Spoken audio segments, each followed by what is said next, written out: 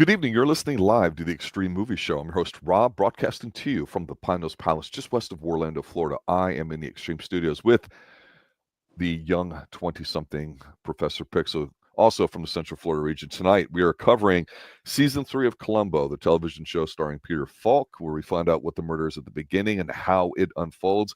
We are, as we do after every season of Columbo, reviewing from worst to first our episodes of what we have. And I got to tell you, Pixel, starting off this Season 3, I loved Columbo. I hoped it wasn't getting the old treatment from the actual TV channels themselves as far as how they're getting edited, because I didn't think it was a good start. But boy, some strong episodes in here, like many of them. And going from worst to first with the 8 episodes, I think it's too much of a chore to compare it to Season 2 or 1 at this point in our streams. But yeah, I wanted to definitely cover this as we always do. It's a lot of fun there too. So my initial thoughts for the Season 3, slow to start, but damn, there's some good ones in here. And I think it was fairly easy to separate some of them initially, and then I guess depending on choices and all that too. I'm curious to see how ours line up here too. But you got any quick thoughts on Season 3 before you start in with number 8?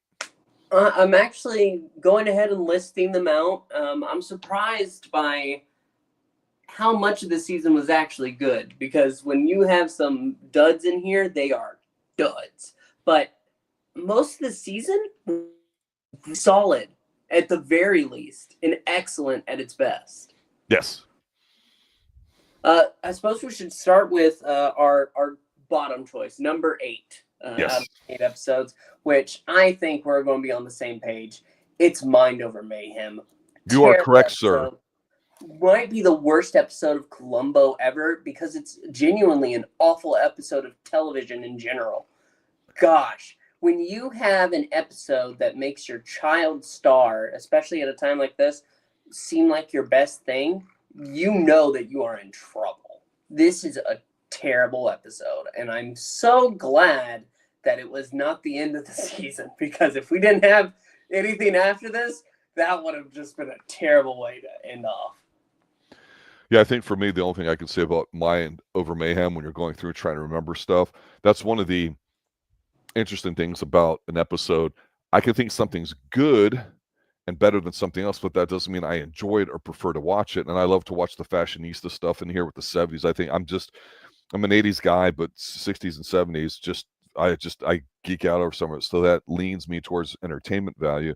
Mind Over Mayhem, I would just simply say it's the robot episode, and I'm not knocking it because it's dated. I'm really not.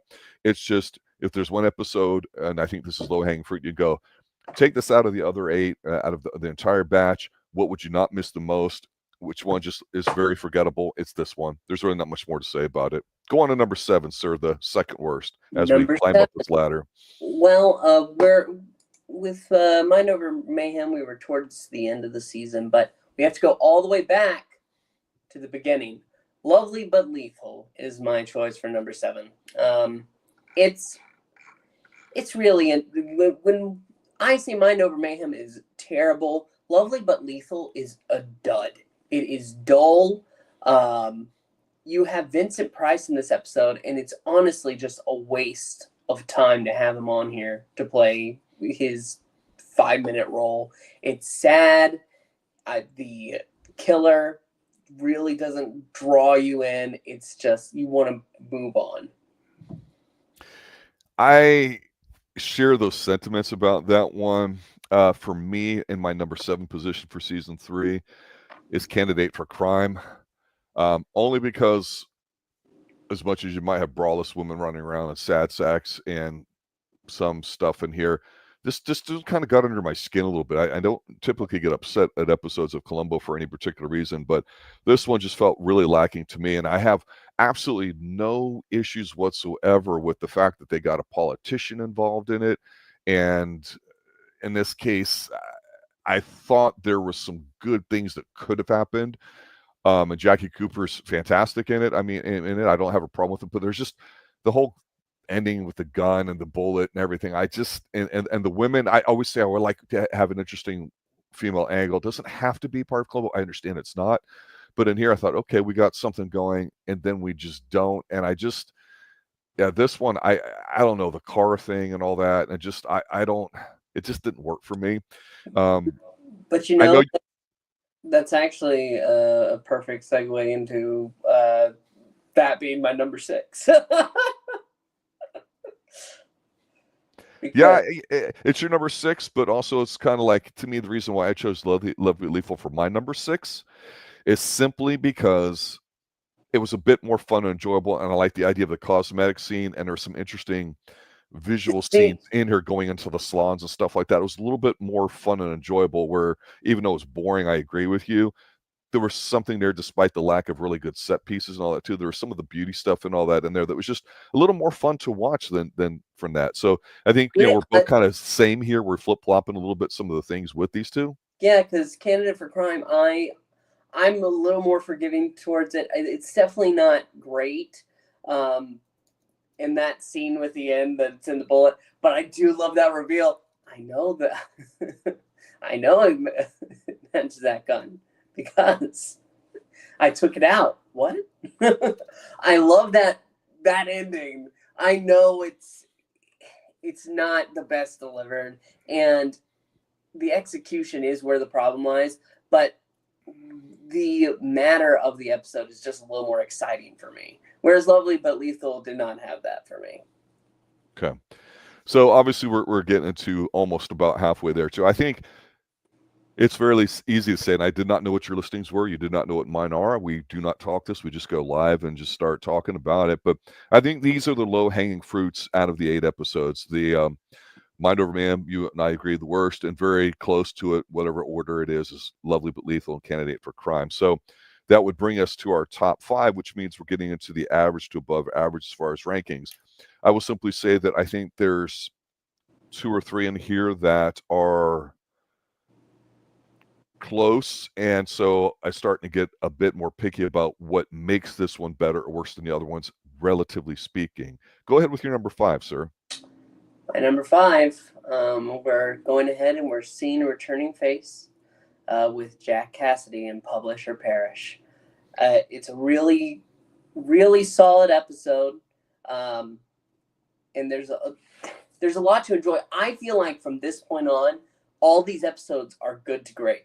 Like, this is a really good episode, but there's something in each episode that I'm going to say after, which goes ahead and gives it an edge that even with Jack Cassidy, it doesn't go ahead and push it to that point.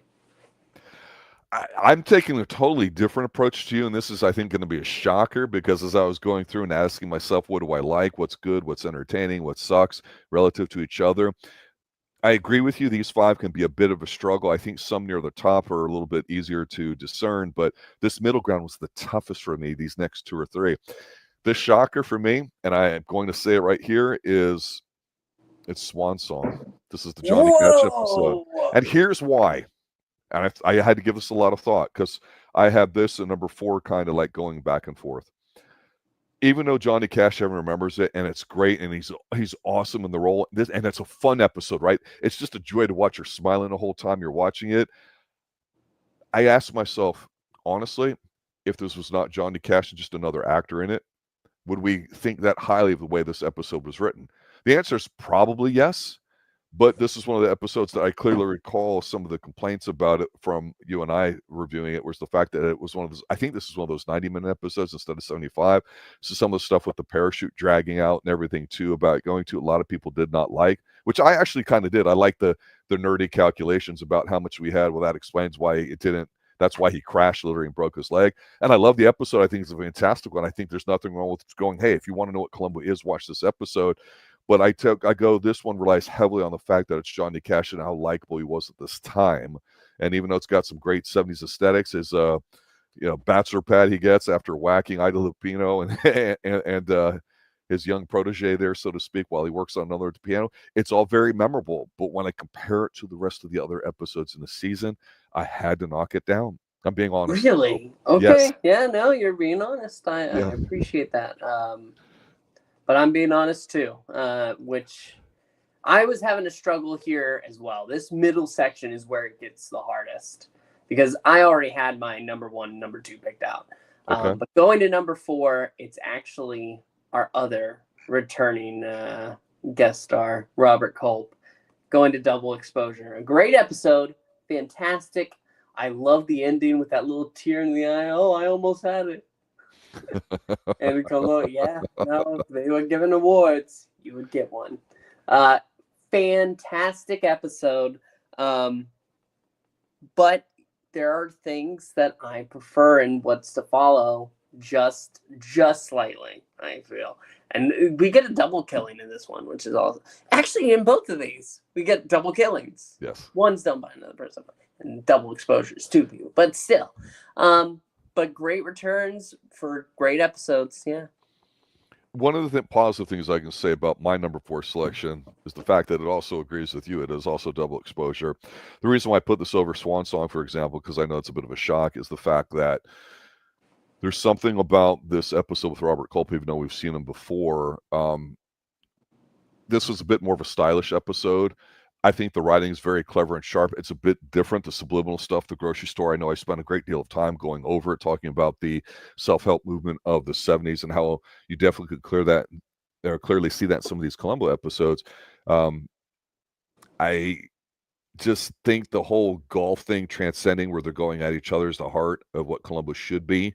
And I think you definitely get that here. So when I'm comparing Swan Song to that, I go, which one's the better episode? That's why I had to pick this one too, because I agree that I think it is a fantastic episode. And again, entertainment value is great, but at the end of the day, when we're talking about terms of quality, I'm leaning a little bit more towards that. It just depends on how good the entertainment is. For me, the Johnny Cash stuff's a lot of fun, but again, it's relying just on him. A bit one notice, if you will, but again, enjoyable. But double exposure, yeah, definitely solid. Great episode. I was impressed because we've seen Robert Culp a couple times, and now it's like, are we going to think of him as that, ice cream truck killer with the goofy ass mustache and all that too? And that's tremendous, but it does not take away from how strong that episode is. Absolutely. Very good episode. I agree with you. You didn't start off strong, but definitely some very strong ones in here. Double exposure certainly takes the place at number 4, which brings us to our top 3. The 3 best episodes of season 3 of Columbo. What's at number 3 for you, sir? A Friend Indeed. The end of the season where you go ahead and you have the first killing has already taken place. There's nothing drawing us in. It is a dark episode for a dark world, but it is fantastic all the way. And you get to go ahead and you get to look into Columbo's world a little more because this involves the chief of police, something like that. It's fantastic. The police commissioner, and I love it. Yeah, for me, that happens to be my number 3 as well. A Friend Really? Indeed. And here's why. One of the reasons why, even though it's got the swinging singles bachelor kind of club at the golf course at the beginning on Scotchy Scotch, and the guy's just a fantastic villain. He's dressed well. He's really strong. I loved what they did here. You get some action scenes. You get the pool thing. You had a guy that's not taking any shit from Columbo. I love all that. It's a very strong episode. At the end of the day, though, and I even commented, even on my picture right now, the evil man of Matcha himself, it's got some great photography in it, which helps enjoy an episode more. I still go, at the end of the day, what's the essence of Columbo? And even though I prefer this type of story sometimes, it's dark because it's that, and it's not fun to watch in a way because it is dark. I couldn't pop it up a little bit higher on some of these episodes because it's one of the darkest episodes of all of Columbo up to this point for 3 seasons. And I know Columbo is a bit of a joke when it gets a little bit later in some of the seasons, or at least that's what people tell me. So I still think it's very, very strong, though. And it's tough because the next 2, for me, I mean, where do you draw the line? And this is where it gets kind of, a bit of anguish, but in a good sort of way, too, which brings us to your number 2 selection. Which is Swan Song. Swan Song, I loved it. I love the death. Go ahead and his killing is to go ahead and kill him in a plane crash that he fake survives because he hid himself in a parachute. Even if it wasn't Johnny Cash, I would love that. But because it is Johnny Cash, that the way that he talks with Columbo and you connect. I know he's a killer. We shouldn't like him, but there's something that you can't not like. Love Swan Song. I watched it 4 times before we reviewed it. Great. So I think then for the Johnny Cash episode, what we're doing is we're valuing it differently. I'm going, God, even though it's so great and so enjoyable, I ask myself, removing Johnny Cash from it, does it work that well? And the answer to me is no. Where yours going, no, it's because of that it works so well. I can't fault that necessarily. I understand the logic behind it, and that's really what it is for most people, because they always go, oh yeah, the one with Johnny Cash, the parachute. I'm like, yeah, that's cool and creative, right? We hadn't seen a plane one too. I liked it as well. It was cool, you know. For me though, I think my next episode, and then we'll recap them all before we talk about number one, is I think almost in any other season, this would probably be number one automatically, because I just think it's a lot of fun, the episode, and the bat shittiness of this episode is unlike the rest of anything else in these 8 episodes. And for me, and this is tough, because I want to put my boy Jack Cassidy, probably, still think, even though Culp's awesome, I think he's the best representative of a Columbo villain.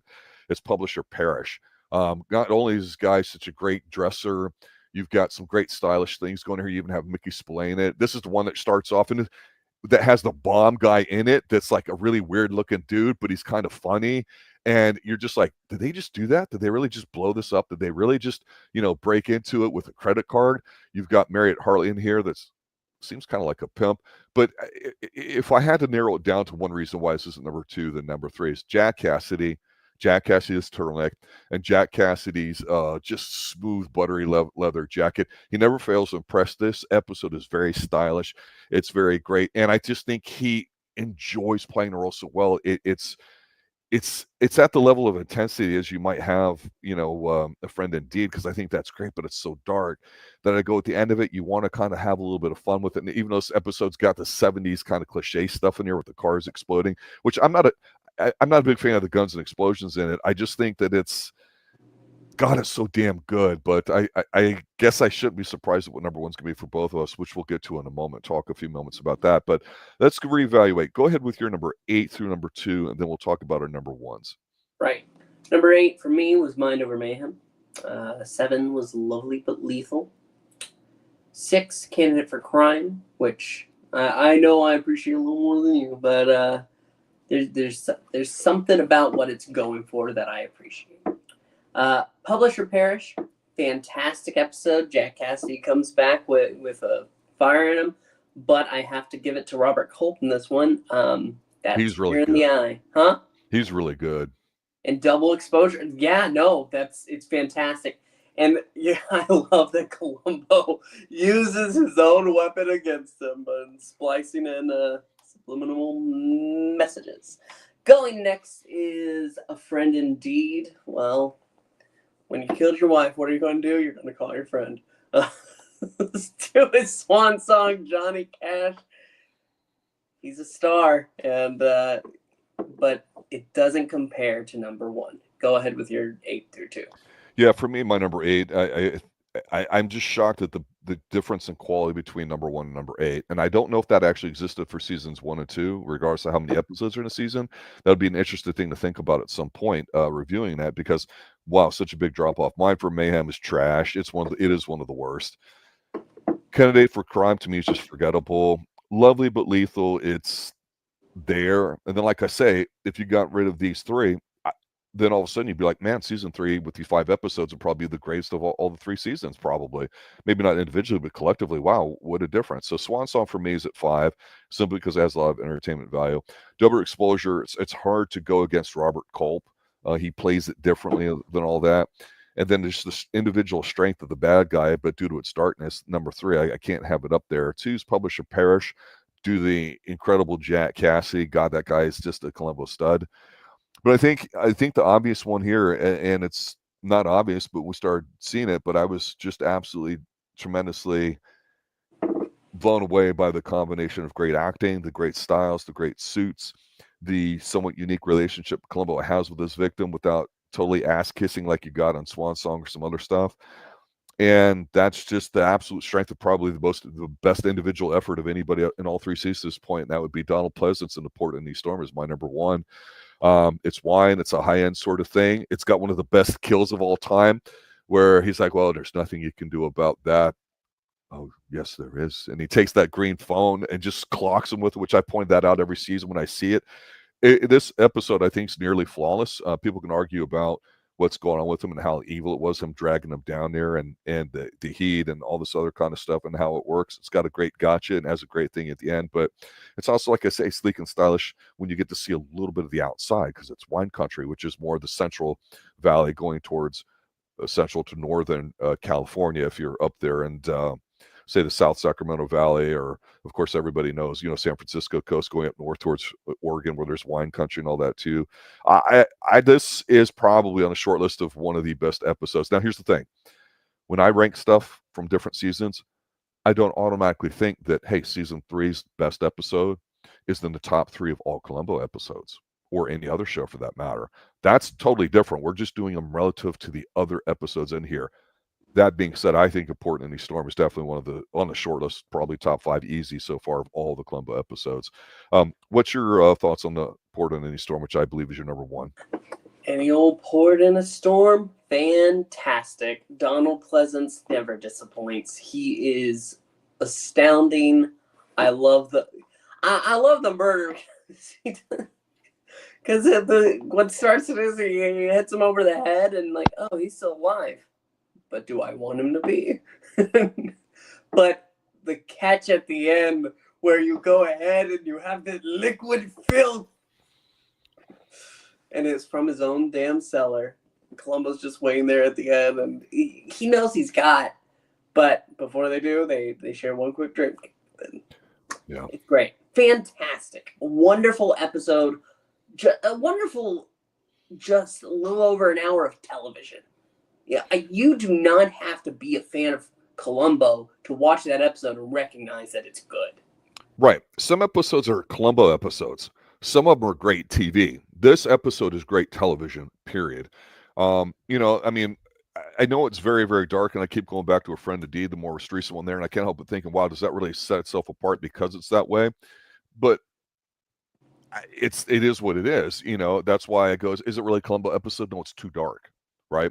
Publisher Barrister Jack Cassidy, the guy's so batshit crazy and he's just enthralling. He's such a joy to watch. That's more Columbo-ish. That's why I ranked it just a bit higher. And then in this particular episode, I go, no, this kind of transcends its great TV. The only thing that comes close, honestly, is when we talk about Robert Cole on the golf course with Columbo going at it a little bit. That's a great little sequence there. But the rest of the episode doesn't live up to great television. That was the frustrating thing to me about it, even though I think it was a very smart and fun, interesting, intellectually episode. Important in the Storm isn't nearly as complex or interesting in terms of a kill, but it doesn't have to be. I just think Important in the Storm, it's so quotable. And here's the thing with Donald Pleasence. There's 2 big things about this episode, thinking about it, that I really like, that I know we at least touched on, but in retrospect, I think stick out to me even more. He's generally not egotistical in the sense that he's full of shit and everybody's beneath him. He's very passionate about what he does and makes a mistake that he knows, and it does eat at him. And that dedication to working very hard at quality with his wine is very evident early on when he's having the conversation. And he's like, Marino Brothers, and he talks about him being winos, and to be able to summon that range and kind of build up to it, and you see in his eyes and his face, for somebody that's not what you would call handsome. He's got, definitely has a look to him. He's absolutely tremendous in it, and it is such a different portrayal than most of the other Columbo killers, and so unique in that regard. That's fine. And let's not forget this too, Pixel. One of the strong things about this episode too, the way it sort of pivots, and that they did just right, is they didn't necessarily have to have a beautiful woman braless, or a one in your face that's growing in you, like in season 1, which I thought was interesting, or an alky sitting on the sides that we don't give 2 shits about, or underage girls like with Swan Song. No, we have a woman that's loyal to him on this side, and we don't see it because they write it just delicately enough where it twists on him, where it turns out she wants to help him basically escape, and the way out is to marry him, and he realizes, fuck it, it's not worth it. I'd rather go to jail than marry this bitch. Not in that raw of a sense, but he has more self-respect than to have to feel like he's living underneath somebody, and that's true to his character. We probably didn't hit that really hard on it, but that's one of the beautiful uses of them having a strong woman in here that says, hey, this is how life can be, and that's it. And it's not like she's evil and cackling. She generally feels that way towards him, and it's such a delicate thing because of her and him being older and his age in the situation. Great piece of writing, fantastic episode. Final thoughts on that? Yeah. I mean, you've said everything we can about this. Overall, this is a really good season. I know that sometimes in the past there would be the duds and they would stand out, but I can stop thinking about Mind Over Mayhem when I have any old port in the storm. Because when you have this much good, it really can outweigh that one bad thing. Yeah. No, it's excellent, fantastic. I'm very happy I watched. I'm very glad I did. Sometimes you have to suffer through shit like Mind Over Mayhem to get to Port in any storm, and that makes you appreciate me more by being able to kind of understand the quality of it. I mean, it's kind of funny because I just don't even know how season 2 and season 1 would compare. But God, Port in any storm, God, I can't. When I think of season 3, my mind immediately jumped to that. It's Donald Pleasence, and it's wine. And it's just everything about it. Other things popped up. Johnny Cash pops to mind, but again, being relative, that's how it is too. So the only thing that I can think of is maybe it gets beat by Jack Cassidy's first episode, Murder by the Book, because that was fantastic as well. Yes, it is. It absolutely is. We'll have to get to a point where we can go ahead and effectively rank all of Columbo, but that's not today. No, it's not. No, I'd like to thank Desiree for showing up in our videos too. Obviously, Columbo is very popular here on our channel on the Xtreme Movie Show, where Professor Brooks and I usually do TV. We're going to change to a different show in approximately 2 weeks because we usually do a James Bond to interrupt it. That will be our next review that we do together, and then we'll dive into another television show. Now, I don't know if that'll be the next season of Forever Night, which we've got some super fans on with that, or if we do something in a totally different direction. That's to be determined, but we'll let you guys know that as soon as we get it. And then at some point after a few more months of whatever we're reviewing, we'll come back to Columbo because it's been that fun of a watch. It's the only show that we've gone 3 seasons, is with the exception of Twin Peaks. So I'd encourage you guys to go back to that. And if you have anything you'd like us to review or take under consideration, please let us know in the chat there. I got some interesting comments today. I was going through some of them about some of the nature of the editing of some of these older 90s shows and TV movies and all that too. So that was kind of neat. It's always fun to hear what people have to say listening to it. Columbo, for a 50-year-old show, I'd still put its writing up on its strongest episodes versus anything going today. Anything else, Pixel? Nope, that should do it. Good night now. Good evening.